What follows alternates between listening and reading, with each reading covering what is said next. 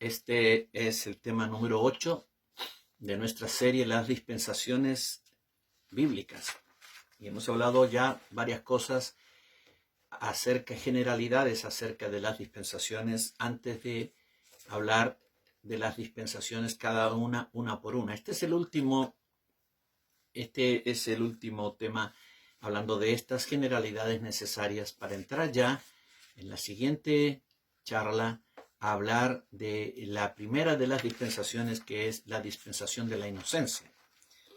Recuerda, tenemos 7 dispensaciones aquí sobre esta tierra: la inocencia, la conciencia, el gobierno humano, la promesa, la ley, la gracia y el reino milenial. 7 dispensaciones bíblicas establecidas por Dios, tiempos de administración de la raza humana y de los pueblos, la manera en que Dios ha querido poner al hombre bajo regulaciones para sus propios propósitos y para manifestar su plan y su amor y su gracia sobre la gente. Ahora, aunque hemos dicho que hay 7 dispensaciones bien marcadas o bien definidas, tenemos que decir que una dispensación generalmente no anula lo que Dios está haciendo en algunas cosas. Por ejemplo, la primera dispensación de la inocencia es exclusiva. Dios tenía un trato con el hombre mientras que el hombre no pecara. Cuando pecó, de ahí en adelante se terminó eso. Pero cuando Dios establece la segunda dispensación, que es la de la conciencia, y da al hombre la conciencia como juzgador interno, y escribe en la conciencia del hombre leyes básicas de moral y de conducta para que el hombre se regule por ellas, esa conciencia permanece en todos los tiempos, en todas las eras. No es que cuando vino la siguiente dispensación Dios le quitó al hombre esas leyes, sino que las escribió ahí y el hombre ha seguido hasta el día de hoy, y aún hasta que termine este tiempo, hasta el juicio final, el hombre que no tiene a Cristo tiene la conciencia como rector. Luego, cuando Dios le da al hombre el poder de gobernar a otro hombre, incluida en eso la pena de muerte, lo que llamamos la dispensación del gobierno humano, significa que el hombre gobernará sobre los hombres. Pero sabes, todo eso ha pasado por todas las generaciones. El hombre sigue gobernando al hombre hasta que venga el reino, hasta que venga Cristo y gobierne sobre los hombres. Pero entre tanto, el gobierno de los hombres está entregado en manos de los hombres, aunque hay una dispensación particular. Hay una dispensación particular en que Dios se movió de esta manera. Luego viene la dispensación de la promesa, donde Dios abre otro capítulo y le da a Abraham promesas acerca de él y su descendencia, y principalmente la promesa del Cristo que vendría y sería el Salvador, y a través de él las naciones serían bendecidas. Ninguna de estas promesas han sido anuladas, continuaron durante todo el tiempo de la ley. Israel estaba bajo promesas divinas. Cuando vino Cristo, Cristo es el que cumplió las promesas y nosotros somos el pueblo de la promesa. Entonces, la dispensación de la promesa tiene una marca, un inicio y un final, pero en las promesas que Dios dio continuaron adelante. La dispensación de la ley fue dada hasta que viniese la simiente. La simiente es Cristo. Eso dice en Gálatas 3:19. Para la ley en sí, como ley, rige para el pueblo israelita hasta el día de hoy, en muchos sentidos que Dios estableció. Pero la ley es una de las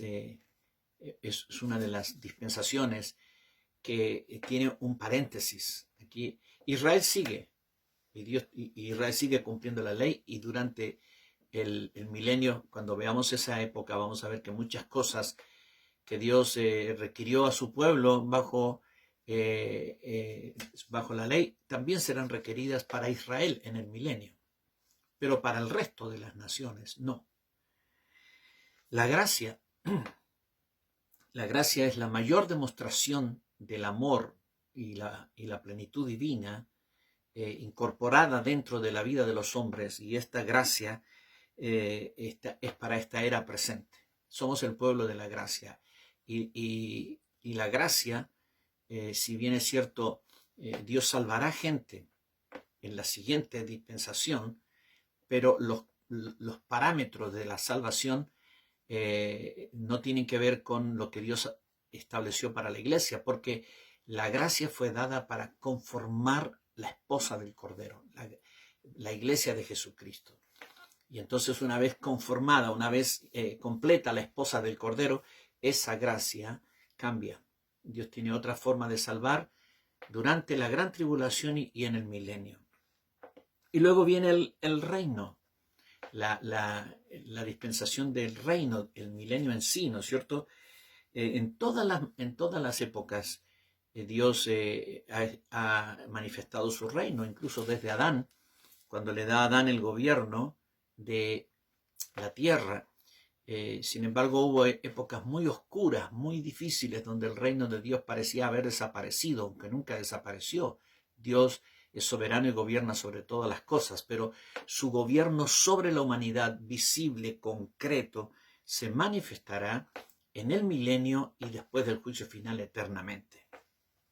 Muy bien, veamos algunos fundamentos para las dispensaciones. Primero, cada dispensación está establecida sobre el concepto de que Dios desea revelarse a los hombres de cierta manera. En cada dispensación Dios tiene una manera de revelarse.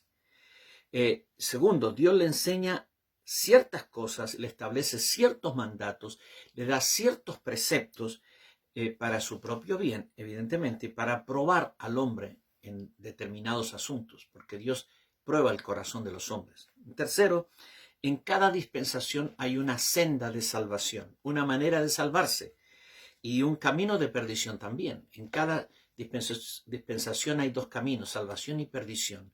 El que va por el camino de la salvación es salvo, y el que va por la perdición se pierde. Evidentemente, en cada dispensación hay justos e injustos. Y obviamente cada dispensación tiene el máximo propósito de glorificar al Señor. Estas cuatro cosas las vamos a ver después aplicadas a cada dispensación. Cada dispensación comienza con un pacto divino.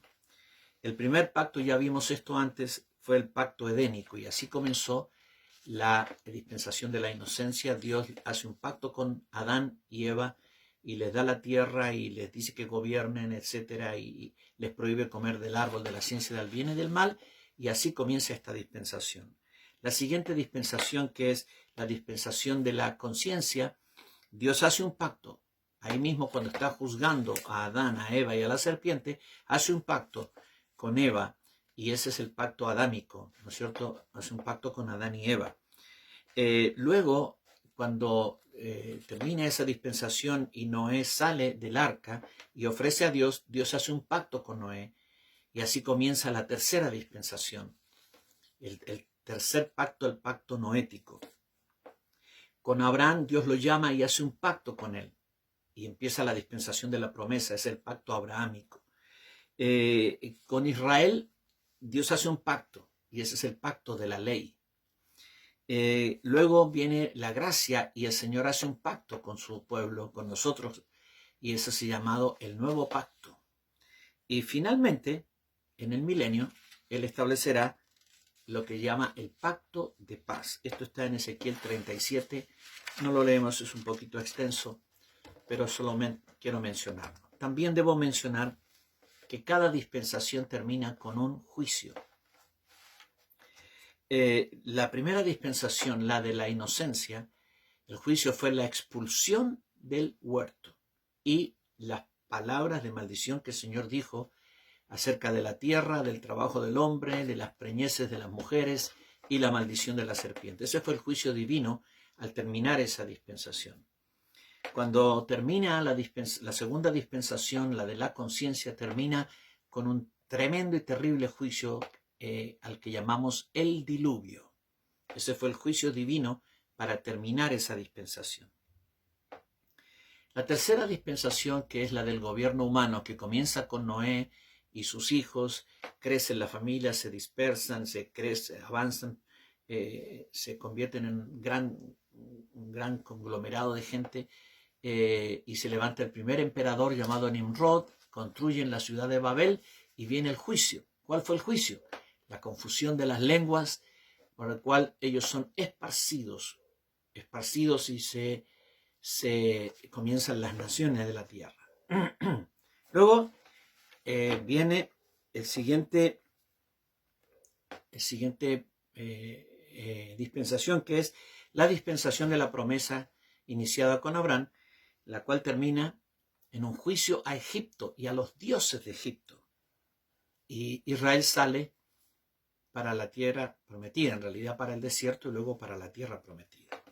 El pacto de la ley terminó con un juicio. ¿Cuál fue el juicio? El juicio sobre el pecado que vino sobre Cristo. Y él como sacrificio, pagando el costo de ese juicio como sacrificio expiatorio por el pecado. Esta dispensación en la que vivimos, la dispensación de la gracia, terminará con un gran juicio, llamado en la Biblia la gran tribulación. Y ese será un juicio terrible sobre la humanidad, donde habrá grandes destrucciones. Todo eso está relatado ampliamente en el libro de Apocalipsis. Un juicio. Ese juicio, una vez que termine, dará apertura a la siguiente dispensación, que es la dispensación del reino milenial. Y en esa dispensación del reino milenial, al final de ese reino milenial, que será un reinado de 1000 años de paz, de prosperidad, de justicia, el diablo será soltado al final y saldrá para engañar a las naciones y levantará un ejército contra el Señor, y allí habrá un juicio nuevamente, una destrucción del ejército de Satanás. El diablo será echado al lago de fuego junto con todos sus demonios y vendrá el gran juicio final. El juicio final, donde comparecerán los perdidos de todas las épocas delante del trono de Dios, y toda la gente que vivió en el milenio y comparecerá delante del Señor para este juicio final. Entonces, cada dispensación comienza con un pacto y termina con un juicio. Es muy importante esto. Por eso digo que los tiempos de Dios en la Biblia están todos marcados. Mucha gente no quiere ver esto. No quiere ver esto que hablamos, pero esto es Biblia, nada más Biblia. Lo que la Biblia muestra y enseña. Esta cronología bíblica, este calendario bíblico, tú tienes que tenerlo clarísimo en tu mente y en tu corazón. Esta época que vivimos terminará en breve. Cristo vuelve, Cristo regresa y empieza el más terrible juicio, que es la gran tribulación. Gracias a Dios, tú y yo no estaremos presentes en esa gran tribulación, porque antes que venga la tribulación, ¿sí?, los muertos en Cristo resucitarán primero, luego nosotros, como dice Pablo, los que vivimos, los que hayamos quedado, seremos arrebatados juntamente con ellos para recibir al Señor en el aire, y así estaremos siempre con el Señor. Este es el cumplimiento de la promesa que el Señor dijo en Juan capítulo 14. Voy pues a preparar lugar para vosotros, para que donde yo estoy, vosotros también estéis. Y si me fuere y os prepararé lugar, vendré a vosotros y os tomaré a mí mismo. Y eso es lo que va a suceder. Nos tomará a sí mismo, nos atraerá a sí mismo y nos llevará a su presencia. Y así, si tú vives, si yo vivo hasta el momento que el Señor venga, y puede venir en cualquier momento, vamos a ser transformados. Y si partimos con el Señor antes, vamos a ser resucitados, y todos con cuerpos transformados, todos los resucitados y nosotros, cuerpos incorruptibles, vamos a vivir eternamente con el Señor. Pues bien, que el Señor les bendiga, mis amados.